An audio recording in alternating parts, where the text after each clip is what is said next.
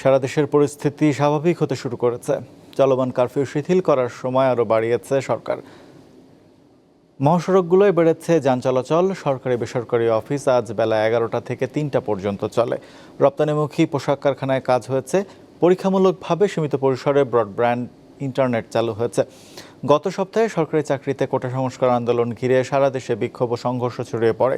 বিভিন্ন স্থানে হামলা, ভাঙচুর ও অগ্নিসংযোগের ঘটনাও ঘটে। পরিস্থিতি নিয়ন্ত্রণে বিজিবি নামানো হয়।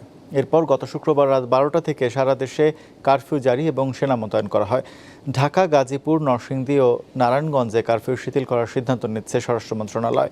অন্যান্য জেলার বিষয়ে সিদ্ধান্ত নিচ্ছেন সংশ্লিষ্ট জেলা প্রশাসক। এলিভেটেড ধ্বংসযজ্ঞ চালানোর পরে এলিভেটেড বন্ধ।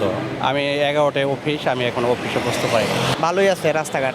আমরা হাসপাতালে ছিলাম, মানে বাস গাড়ি খুব কম, এই পর্যাপ্ত সংখ্যক বাস নাই।